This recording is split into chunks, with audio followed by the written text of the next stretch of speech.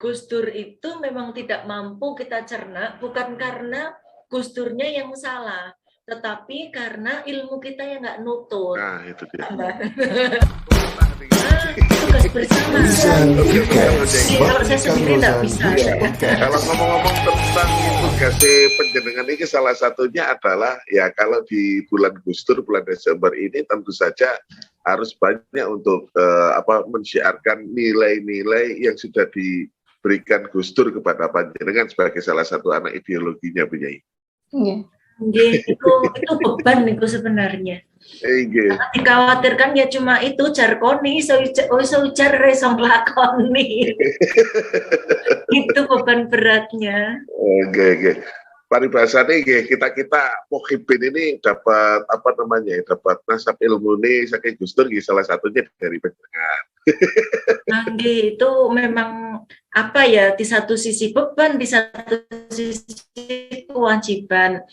Karena murid-muridnya Mbah Wali Gus Dur yang lainnya kan mesti diwong, cuma saya yang diwong-wongan sawah. Jadi akhirnya yang lainnya sudah ada yang jadi anggota DPR, ngurusi partai, ngurusi NU, ngurusi negara, yang cuma duduk manis di rumah kan saya. Jadi akhirnya yang punya beban untuk nderek mensiarkan ini kan akhirnya pintu rumah itu langsung diketuk kan. Kenapa itu kan berarti kan memang grassroots-nya ketemunya sama Bu Nyai begitu. Bu Nyai, kita akan berbicara banyak hal tentang Al-Maghfur Gus Dur ini ya, yang bersama-sama kita cintai ini sebagai Nahdliyin gitu. Bagaimana Bu Nyai itu awal kali ngerti bab Gus Dur niku saat dari ke pagi belum sebelumnya berjumpa ya. Itu gimana menurut panjenengan Bu Nyai pada saat waktu itu mungkin era 80-an gitu. Jadi ya. Kalau saya baru tahu Mbah Wali Gus Dur niku ya dari mulai SMP niku tahun 90-an. Kalau tahun 80-an kan saya baru lahir. Mungkin kalau orang mendengar istilah muridnya Gus Dur gitu kan dikira umurnya sudah 50 tahun ke atas gitu. Karena memang kondisinya seperti itu. Tapi kalau khusus saya nih, saya itu murid beliau yang paling muda. Saya mencoba untuk cross check, belum ada muridnya beliau yang usianya di bawahnya saya. Gitu. Jadi memang kadang orang kalau dengar kata Sunia muridnya Gus Dur, begitu ketemu sama saya malah ditanya tenan gitu. Emang beneran gitu. Ngaku-ngaku itu umurmu piro katanya gitu. Jadi saya baru tahu Mbah Wali Gus Dur itu setelah tahun 90-an, 90 sekian gitu. Ketika saya masih SMP. Nah, SMP pada waktu itu di Jogja, ini kan pemberitaannya tentang beliau itu serba nggak bagus itu. Iya, betul. Koran terutama kedaulatan rakyat, jadi kesannya itu kalau Mbah Wali Gus Dur itu kontra sekali dengan yang namanya Pak Harto niku toh. Nah, itu kesannya kayak gitu. Jadi sementara berita-berita tentang Pak Harto itu kan semuanya bagus. Kalau kita melihat TVRI, satu-satunya channel berita yang waktu itu ada, yang kita kenal lah zaman itu, kalau mau pasang RCTI juga harus pakai parabola kan. Nah itu paling kalau pagi itu ada TPI zaman itu, yang lainnya masih ya begitulah kiranya. Nah, jadi itu Pak Harto itu baik, kalau Gus Dur itu tidak. Ngoten niku intinya. Ketika Mbah Wali Gus Dur menjadi presiden, beliau orang yang begitu tenang, begitu netral. Itu saja sampai marah gitu, sempat marah. Semua nih ndemo Gus Dur ora tak akoni santri kan gitu. Sampai segitunya. Lah kita kan tambah bingung, ini apa-apaan Mbah Yai kan gitu. Itu sampai kayak gitu. Terus sampai ketika tahun 2001. Tahun 2001 ketika Mbah Wali Gus Dur mau dilengsarkan sebagai presiden itu, beliau menghimpun kami dan dalamnya beliau itu sering sekali didatangi orang-orang yang tidak pernah kami kenal. Kemudian beliau mengumandangkan, meminta supaya kami santri-santrinya dan muhibin beliau semuanya untuk membaca doanya Sayyidina Hamzah bin Abdul Muthalib yang dipakai ketika mau perang Badar dulu. Nah, itu sebagai doa kunut, dan kunutnya itu sebulan ngebleng dibaca setelah bangun dari rukuk, sebelum doa iktidal 1 bulan penuh, selama 1 bulan penuh 5 sholat waktu. Jadi full, karena Gus Dur mau diturunkan. Kemudian yang punya jurus, yang punya hizib, yang punya apa, semuanya disuruh ngamal ke. Sudah mulai puasa, yang punya gaman mulai didusi, mulai diasah. Kemudian beberapa teman yang ada di Sleman, di Bantul, Kulon Progo, dan Gunung Kidul itu sudah mulai deres jurus-jurusnya, amaliyah-amaliyahnya, menunggu setiap waktu, setiap saat dikersake, dikomando ke Jakarta atau ke Jogja, kita sudah siap semua. Waktu itu kondisinya sudah seperti itu. Ya. Waktu itu memang menjelang itu ya, Gus Dur di MPR kan itu waktu itu oleh MPR begitu ya. Ya, Bu Nyai, bisa diceritakan pula awal ketika panjenengan ketemu dengan beliau, muwajahah dengan beliau, begitu ya. Itu kapan, Bu Nyai? Dan di peristiwa apa, Bu Nyai? Nah, peristiwa pertama kali saya ketemu dengan beliau itu di Jogja. Tahun 2001 setelah beliau lengser ke Prabon itu, kemudian dari Fakultas Filsafat UGM waktu itu mengundang beliau. Nah, karena tahu, saya langsung sowan Mbah Yai pakai ilmu pokoknya, ini kan maksud kita kan. Cucunya Mbah Yai itu, cucu akon-akon gitu kan. Rodo suul adab yo ben gitu. Maksa Mbah Yai, "Mbah, besok Gus Dur mau rawuh ke kampus saya. Saya harus ketemu sama beliau, nyuwun doanya, nyuwun amalnya." Karena kita tahu lah kalau Mbah Wali Gus Dur itu mengisi acara, kan itu bersaf-saf itu penjagaannya, ada penjagaan A1 karena beliau mantan presiden, sama beliau sebagai kiai itu kan, apalagi banser yang A1 kalau jaga Mbah Wali Gus Dur itu kan kayak itu orang jaga emas segede das kebu itu.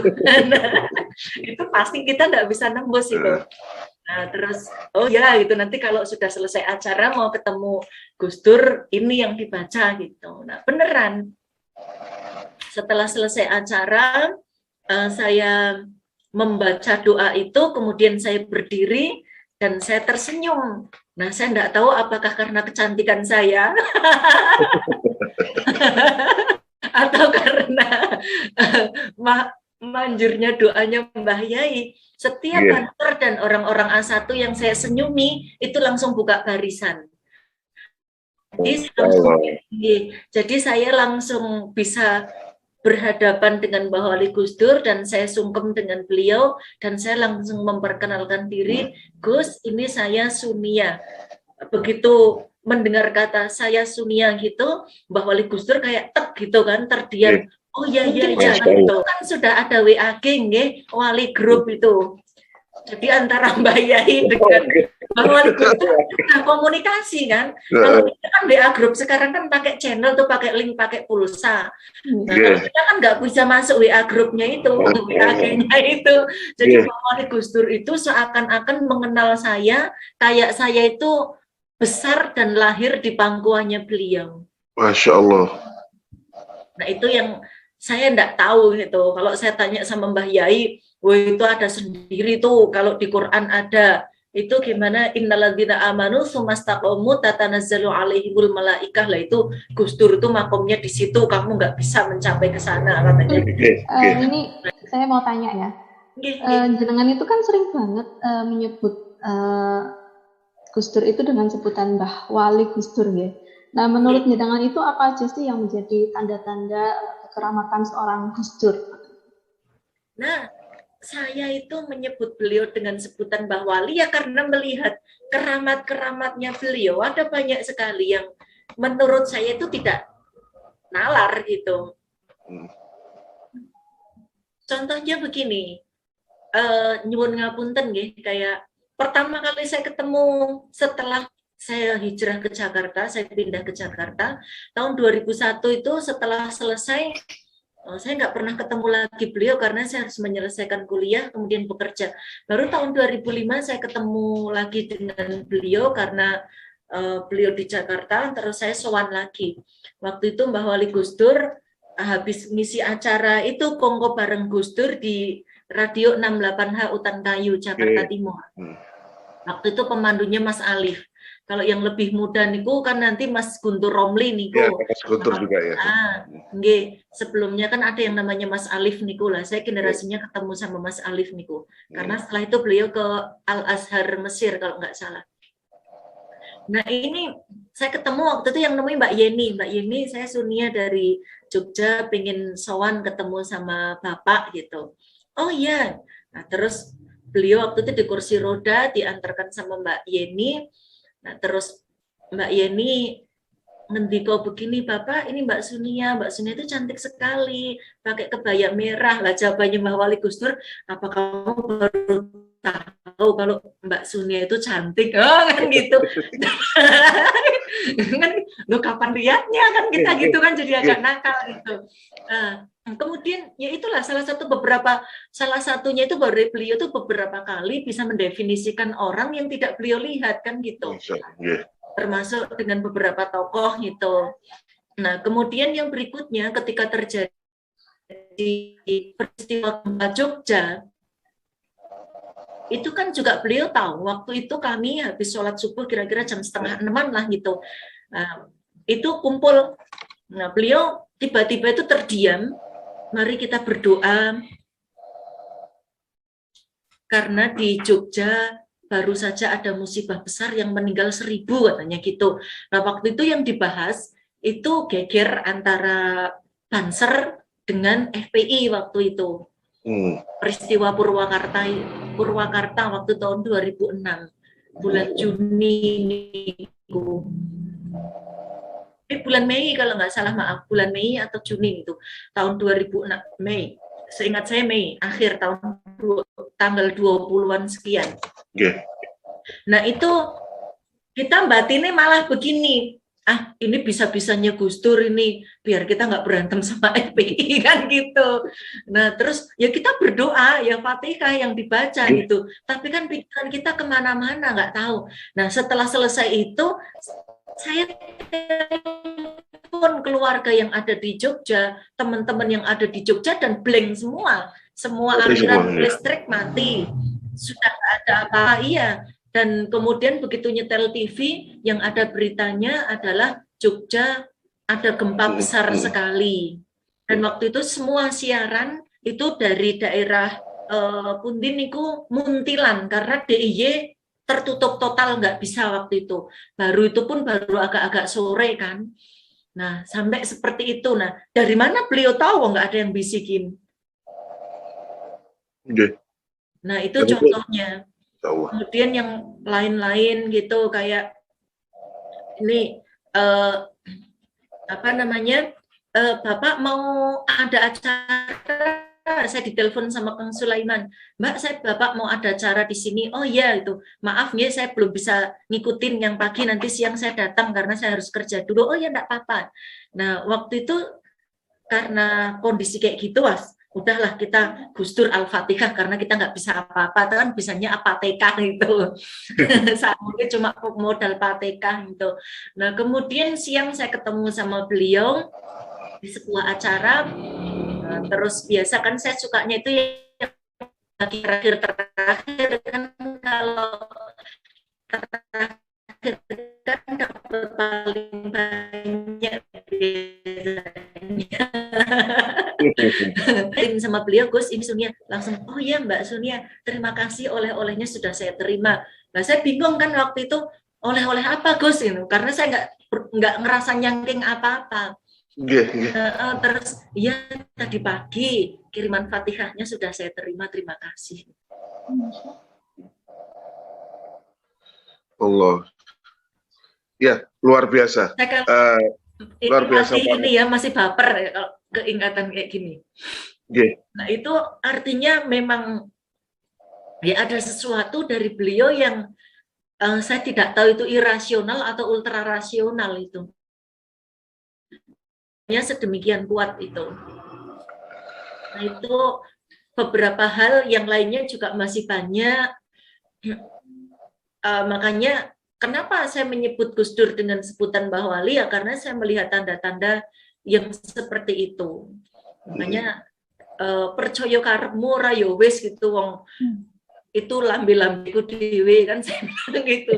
Kalau sampean nggak suka nyebut Gus Dur dengan sebutan Mbah Wali ya sebut aja terserah yang kalian mau kan gitu. Belakangan saya ikut-ikutan Gus Yahya Stakuf niku. Saya melihat keistimewaannya Mbah Wali Gus Dur. Kalau memang Gus Dur itu bukan wali karena saya melihat beliau istimewa kan berarti saya yang wali dong. Gitu aja daripada ribut kan. Luar biasa. Aku mendapatkan banyak input baru dari punya ini ya, Dik ya. Karena kalau kita sudah banyak juga mendengar dan juga melihat begitu mungkin dari tokoh-tokoh yang lain ya yang juga pernah dekat sama Gus Dur itu hampir semua memang menceritakan bagaimana Gus Dur itu keistimewaannya. Apakah itu kaitannya dengan kekeramatan beliau atau karomah beliau sehingga bisa dikatakan beliau ini adalah salah seorang waliullah ya yang luar biasa. Belum lagi kalau kita berbicara dengan teman-teman yang ada di lintas agama, gitu ya, lintas budaya, itu juga sangat luar biasa apa yang mereka sampaikan tentang Gus Dur begitu. Kalau tadi kita berbicara tentang kekeramatan beliau, nah kali ini Bu Nyai kita berbicara tentang beliau sebagai seorang intelektual begitu. Nilai-nilai kemanusiaan apa yang ditularkan yang Bu Nyai sampai sekarang itu masih pegang teguh dari apa yang pernah penjenengan dapatkan dari beliau? Kalau beliau niku ada 3 nih setidaknya. 1, meminta supaya kita itu rukun. Dengan siapa saja kita pasti berdampingan karena Indonesia ini dibentuk atas kebinekaan. Tanpa bineka kita ini bukan Indonesia. Maka kita harus siap bertetangga, berteman, dan ketemu dengan siapa saja. Karena apa saja itu ada di sini. Maka kita harus rukun, menghormati. Tidak harus membenarkan, karena juga nggak perlu mencari pembenaran juga. Tapi yang pertama, kita niku harus rukun. Yang kedua, kalau kita melihat Mbah Wali Gus Dur, beliau ini adalah masuk di dalam makom alladzina yang zuruna ilal ummah bi'ainir rahmah. Orang yang melihat umat, melihat manusia lain dengan pandangan kasih sayang. Jadi kita ya harus, walaupun hanya sebutir debunya dibagi 1000 lah gitu, setidak-tidaknya mampu. Kalau Yai Nizam As-Sofani itu pernah dawuh begini, orang yang di dalam hatinya itu terdapat benih kasih sayang walaupun cuma sebutir debu, kalau melihat Gus Dur itu pasti tahu bahwa beliau itu betul-betul Abdurrahman, hamba Tuhan yang moho welas asih ing dalam dunya lan akhirat. Itu ibaratnya seperti itu. Itu yang kedua. Kemudian yang ketiga, ketika kita berbicara kemanusiaan dalam praktek, maka monggo masing-masing kita ini kan memiliki privilege sesuai dengan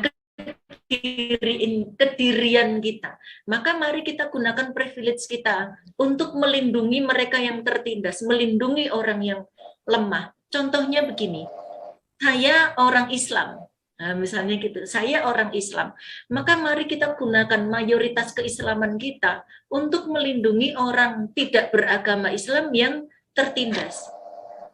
Kalau saya ini orang Jawa, di sini mayoritas, maka mari kita gunakan kejawaan kita yang mayoritas ini untuk melindungi orang-orang non-Jawa yang mendapatkan ketertindasan karena status etnis yang mereka sandang. Kalau saya ini seorang sarjana, maka mari kita gunakan kesarjanaan yang kita miliki untuk melindungi orang-orang yang pendidikannya di bawah kita yang tertindas karena ketidakpendidikan itu. Kalau saya memiliki harta yang banyak, maka mari kita gunakan harta kita untuk membantu mereka yang tertindas karena tidak adil, korban ketidakadilan dari urusan harta itu. Nah, itu 3 perkara yang ketika kita bicara humanity, kita bicara kemanusiaan dari apa yang telah diajarkan, ditinggalkan oleh Kiai Haji Abdurrahman Wahid. Okay.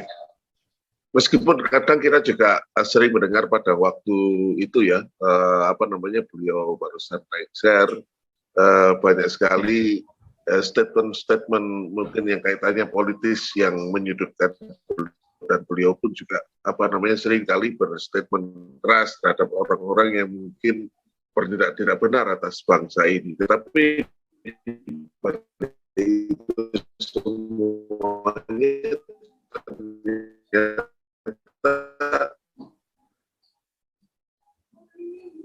tadi ya, itu adalah Abdurrahman. Jadi beliau itu mempunyai rasa welas dan asih kepada siapapun begitu. Ya. Ya, betul sekali. Memang seperti itu. Kita harus bisa membedakan nih. Kalau seorang profesor, saya lupa namanya nih, itu pernah dawuh begini. Profesor Arif Rahman. Nah, itu pernah dawuh juga begini. Ketika orang berbicara tentang otak kiri dan otak kanan manusia, maka contoh terbaik orang yang bisa membedakan kerja otak kiri dan otak kanan adalah Gus Dur. Ya. Nah itu, jadi memang susah kan kalau kita suka kecampur-campur tuh nggak jelas tuh, suka baperan kayak saya begini. Tapi kalau beliau ini betul-betul loh, luar biasa, bisa membedakan. Ini ada cerita lagi nih, waktu tahun 2008, waktu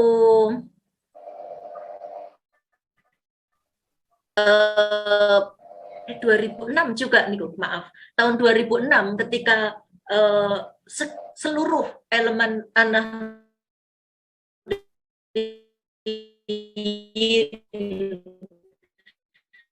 demo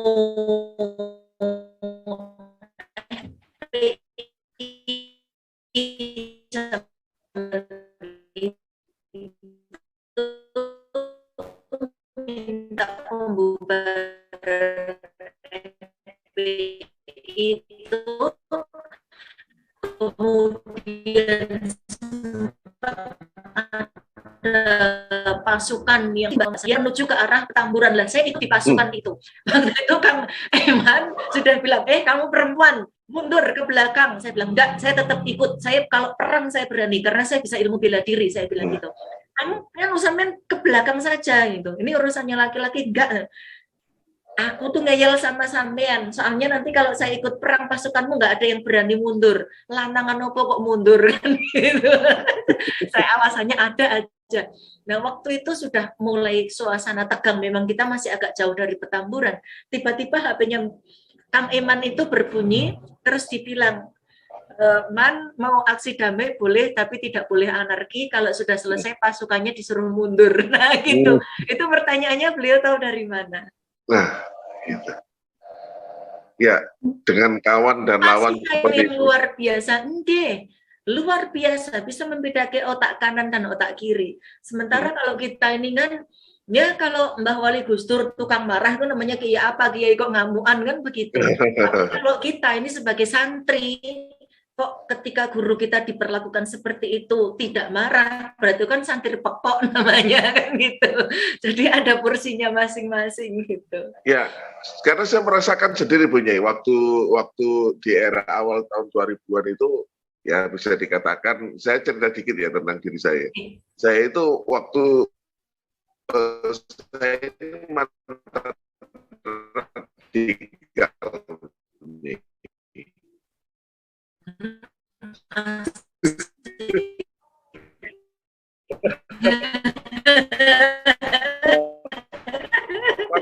Teman-teman saya, kualat Gus Dur loh, kualat beneran Bunyai. Sekarang saya jadi mukhibinya beliau. Alhamdulillah, kualat yang positif.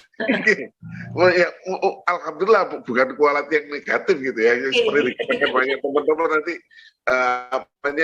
suatu saat jadi gelandangan politik. Kawat nih kalau itu. Baik, ada yang bisa ditanyakan lebih lanjut kepada Bunyai begitu soal Gus Dur. Nah, untuk apa ya, penerus pemikiran dan perjuangan Gus Dur nih Bunyai, kan saat ini ada yang namanya Gus Durian itu kan. Nah, Bunyai sendiri itu bisa nggak menceritakan awal jenengan itu masuk ke Gus Durian?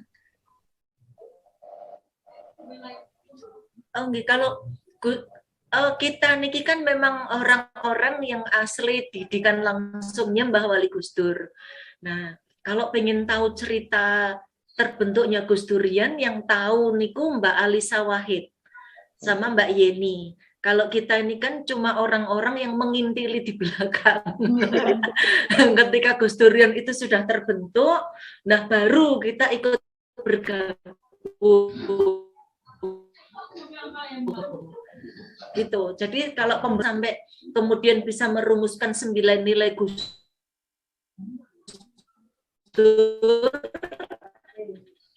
itu yang tahu yang dipimpin oleh Ibu Nyai Alisa Wahid niki Gus Durian yang tidak berpolitik praktis. Nah, kalau yang berpolitik praktis Gus Durian juga. Nah, ini nanti yang dikomandoi sama Ibu Nyai Yeni Wahid. Kalau saya hanya kalau saya mengintili di belakangnya Ibu Nyai Alisa Wahid. Jadi kita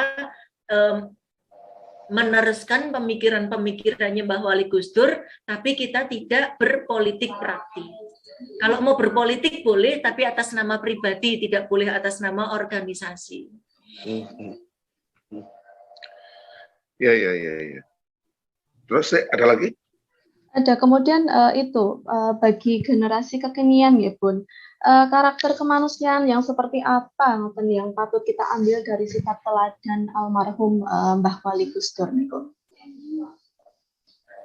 Nah, kemanusiaan, manusia ini kan memang sebenarnya memiliki hati nurani yang luhur. Otak kita itu juga sudah didesain untuk tidak bisa berbohong. Makanya kalau kita ini bohong, ini kan pasti tidak konsisten.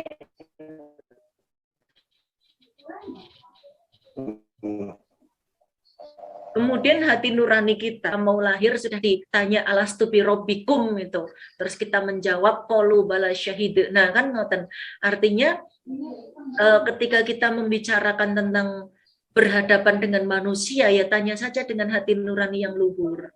Itu karena Mbah Wali Gus Dur ini kan istilahnya teladan, ya, meneladankan.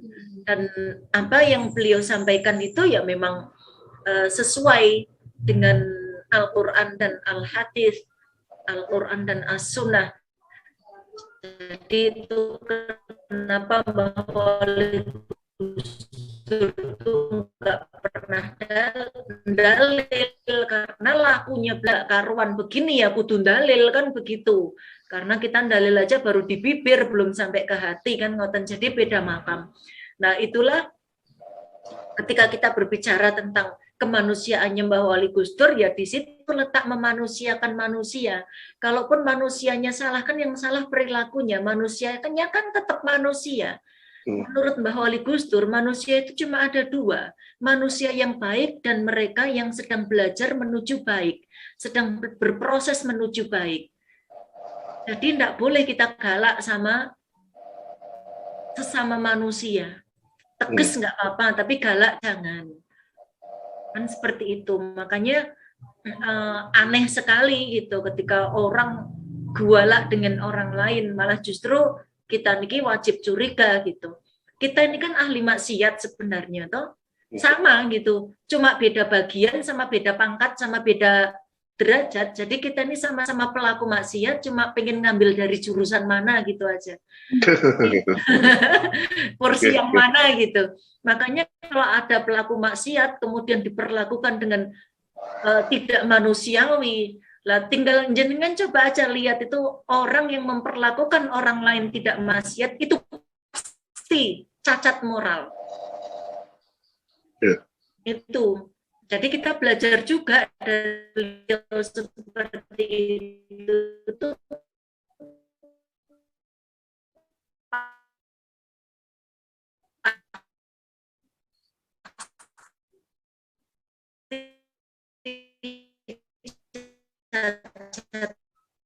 Moral.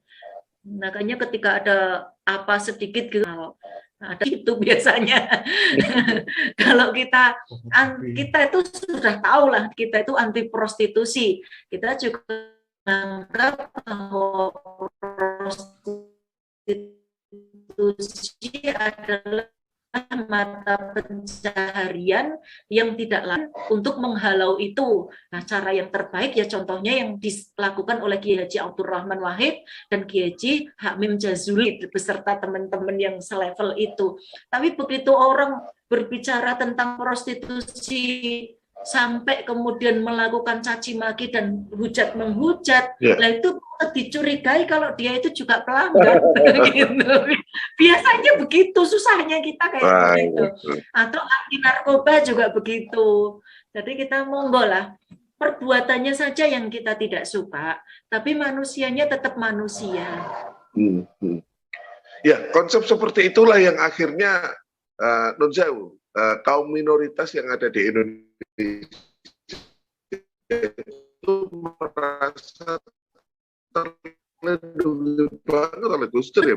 Yang dulunya kita nggak ngerti, bahkan tidak mengenal. Tetapi justru keistimewaan beliau, kekeramatan beliau ini semakin moncer, semakin muncul keluar.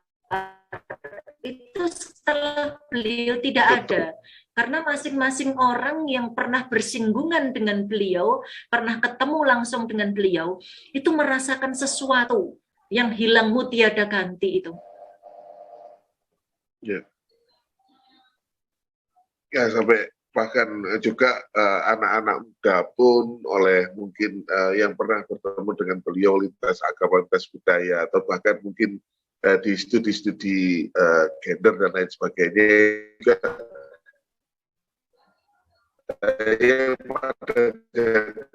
yang sekarang menjadi dosen itu menularkan ilmunya kepada mahasiswanya. Mahasiswa itu ikut kagum juga dengan Gus Dur. Gitu. Karena kita tidak menyangka, termasuk saya sendiri, semakin kesini, saya juga justru merasa bahwa kita ini nggak ada apa-apanya gitu. Karena kita mendengar cerita dari senior-senior, mendapat cerita dari orang-orang yang bersinggungan langsung dengan Mbah Wali Gus Dur yang tidak pernah saya lihat, yang tidak pernah saya rasakan, ternyata apa yang saya dapatkan itu ya belum apa-apa gitu. Kayak kita ini kan suka GR tuh. Loh, saya tuh merasa loh bahwa saya itu murid kinasihnya Gus Dur loh. Karena beliau memang luar biasa kasih sayangnya gitu, kayak bapak kita sendiri loh. Nah, kegeeran saya ini baru terjawab, teranulir. Kenapa? Karena semua muridnya Mbah Wali Gus Dur memberikan statement yang sama. Gitu. Oh, berarti aku kegeeran dulu gitu. Nah, ini dia. Loh, itu hebatnya beliau. Jadi saya ngaku-ngaku, ini ternyata desa saya. Gitu. Karena semua santrinya beliau merasakan hal yang sama. Ini kan luar biasa. Nggak ada kayaknya. Nggak ada kayaknya kiai yang mendapatkan pengakuan dari santrinya sedemikian rupa itu. Ini yang mungkin juga jarang kita gali ya. Soal nilai-nilai humanity, universalitas beliau yang sangat luar biasa. Terus juga soal kewalian beliau begitu ya. Yang mungkin yang jarang kita gali itu adalah, tapi tadi sedikit terungkap oleh jenengan tadi pas ngendikan di awal. Ketika beliau akan dilancarkan, ada perintah kalau baca doa kunut sampai dengan beberapa waktu durasi sekian begitu ya. Terus mojo hesib dan lain sebagainya. itu gini Bu Yai, biasanya seorang wali itu kan dekat dengan tradisi thariqah begitu ya. Nah, beliau sebagai seorang wali yang menurut panjenengan itu juga saya yakin meskipun beliau khariqul adah ya, pasti beliau juga punya thariqah atau pegangan doa atau ibadah ritual yang beliau jalankan dan juga ditularkan kepada para santri-santrinya begitu, para anak ideologis daripada beliau. Gitu. Apa yang panjenengan dapatkan ijazah dari beliau bunyi? Soal apa doa atau apa soal amalan atau apa? Yang pertama penguatan Al-Fatihah. Kita kan sudah kenal Al-Fatihah dari ingus kita masih hijau kan. Nah itu tradisi di An-Nahdliyin itu semakin kuat karena beliau sedikit-sedikit Fatihah, sedikit-sedikit Fatihah kan begitu. Kemudian yang kedua ada amalia.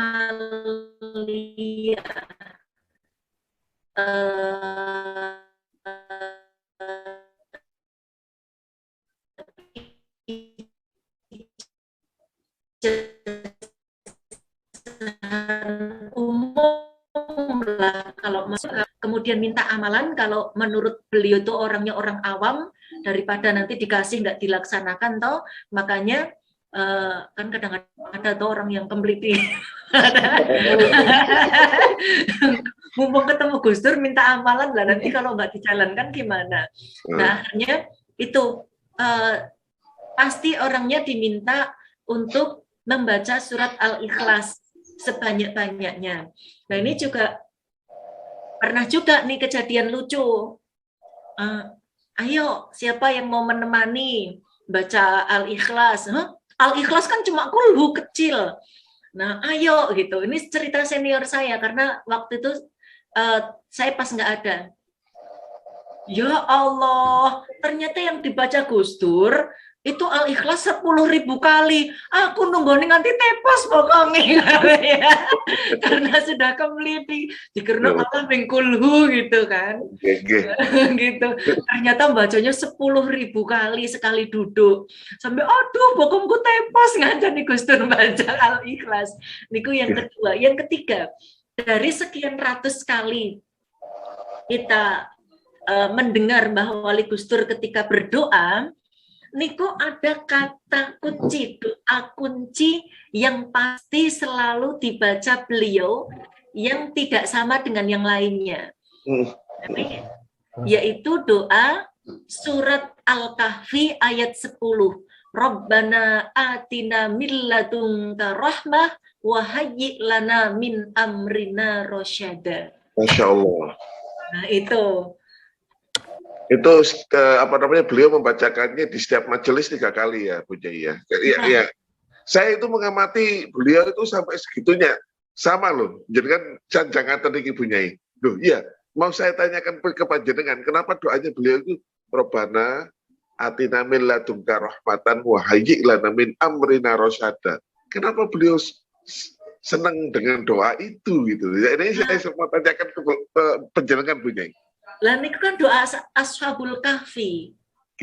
Minta perlindungan, minta ditunjukkan ke jalan yang benar dan seterusnya kan intinya itu, perlindungan dan supaya dibimbing ke arah yang semestinya. Mohon kasih sayang, mohon rahmatnya Gusti Allah, kan ngoten niku intinya. Kalau kita rangkai dengan cerita Ashabul Kahfi ketika mereka harus menyingkir dan harus uzlah dan ditidurkan sama Gusti Allah sampai 309 tahun. Dan ini kan ada kaitannya dengan itu. Rabbana atina min ladunka rahmah wa hayyi lana min amrina rasyada. Karena memang lakunya beliau kan seperti itu. Hening di tengah keramaian.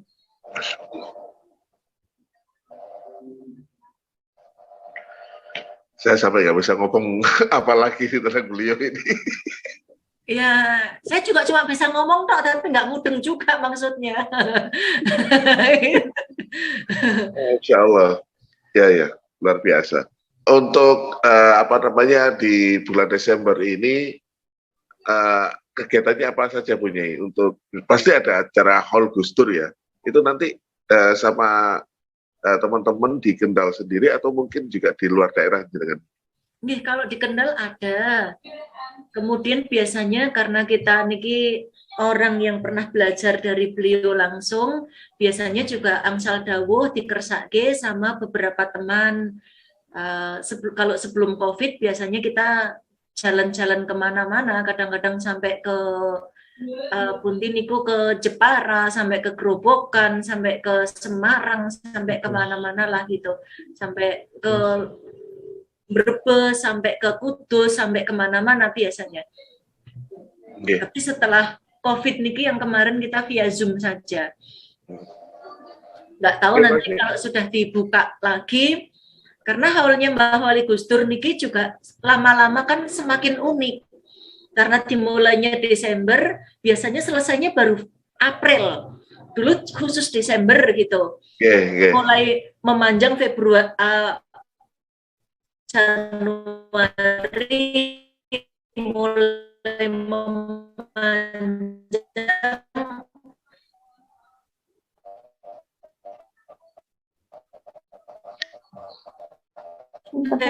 Februari, memanjang lagi Kediri. Ini lucu loh, haulnya Mbah Wali Gusdur itu dilaksanakan 3 kali loh pernah.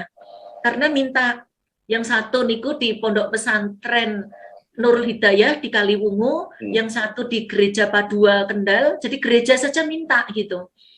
Kemudian yang ketiga itu di Pondok Pesantren Pandes.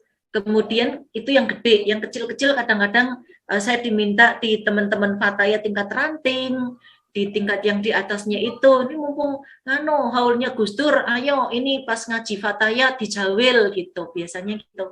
Jadi tetap saja ada, karena memang muhibinnya beliau ada di mana-mana, dan karena banyak yang belum sempat ketemu sama beliau langsung, dan beliau ini tahu kalau kita pernah bersinggungan dengan Mbah Wali Gusdur, jadi akhirnya ngiras-ngiros. Dan kalau sudah seperti itu kan kita tidak bisa dan memang tidak boleh menolak begitu. Baik, terakhir punya ini apa yang panjenengan bisa sampaikan gitu di channel ini